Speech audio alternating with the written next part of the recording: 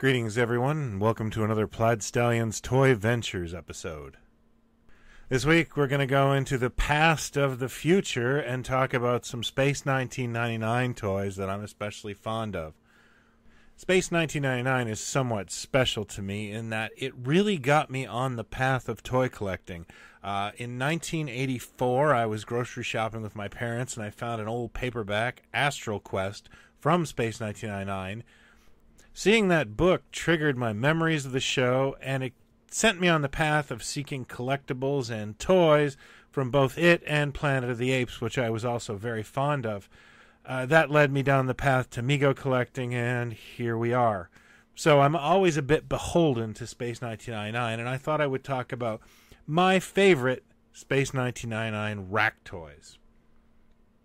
A little bit of backstory. When Space 1999 was launched, the world was in the grips of what is known as Star Trek fever. There was just unlimited Star Trek merchandise, be it the Mego dolls or the AMT model kits, or of course rack toys by Azrak, Hamway, and other companies.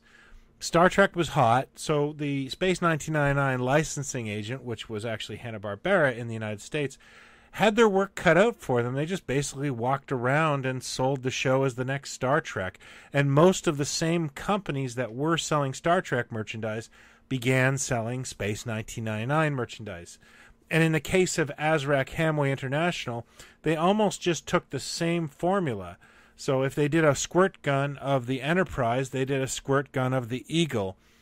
If on their Remco side they were selling a popular Star Trek utility belt, they just did the exact same thing and sold a Space 1999 utility belt.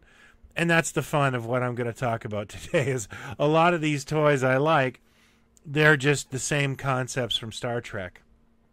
Now, AHI did not exclusively have the license for rack toys. It was actually shared with another company called Laramie. But Laramie's output is really that label slappy kind of stuff that you saw everywhere as a kid.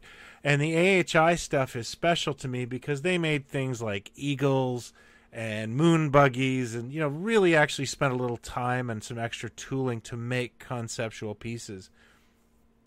The first items I want to talk about are the parachutists. Now, AHI made a ton of parachutists. They made them for the superheroes. They made them for Star Trek. And, of course, I've already talked about the Planet of the Apes ones. The Space 1999 ones are awesome in the fact that it is Martin Landau and a generic astronaut who I'm going to assume is also Martin Landau under there. These were sold for a couple of years by AHI and actually have two different card backs. The second series card back is really hard to find on these guys. I don't actually own them, and, I'd love to try, but they just don't pop up very much. This item is probably my favorite Space 1999 toy of all time because I had it as a kid. It has so many memories to me, and that is the water pistol stun gun. AHI basically copied the template from their best-selling phaser water gun the year earlier and made a version of the Space 1999 stun gun. As toys go, this is actually a pretty decent replica, especially when you're a kid. And I can just tell you the hours of fun I had with this thing. I've always loved this gun's design. And while it is not a perfect replica, it's pretty amazing for 1976 to get something that looks this good. On the Remco side of things, AHI did make an electronic version of this gun as well, which copied their electronic phaser. But because it's 1976 electronics and lights and sounds, it's gigantic and doesn't quite have the same aesthetic as this one. There is also a smaller pen light version of this gun, but again, it's quite tiny. This one actually fits in a kid's hand and feels exactly like how you would think the moonbase alpha stun guns feel like. And finally, my third favorite item of Space 1999 rack toys are the LJN Roadstars, particularly this one, which is Captain Xantor's ship from the episode Earthbound. LJN got the license for Space 1999 and produced other items such as working comlocks that are totally awesome. But the Roadstars line, which was their die-cast pop culture division, added 3 different Space 1999 vehicles. The Eagle, of course, the Moon Buggy, and this Captain Xantor ship that appeared in one episode but did end up on a lot of the merchandise. He's on a lunchbox, and I think there's some trading cards with his ship. Space 1999 had no Klingon. It had no recurring villain. So Captain Xantor ended up on a lot of merchandise because it was kind of a great episode, I guess. And he was an interesting-looking character.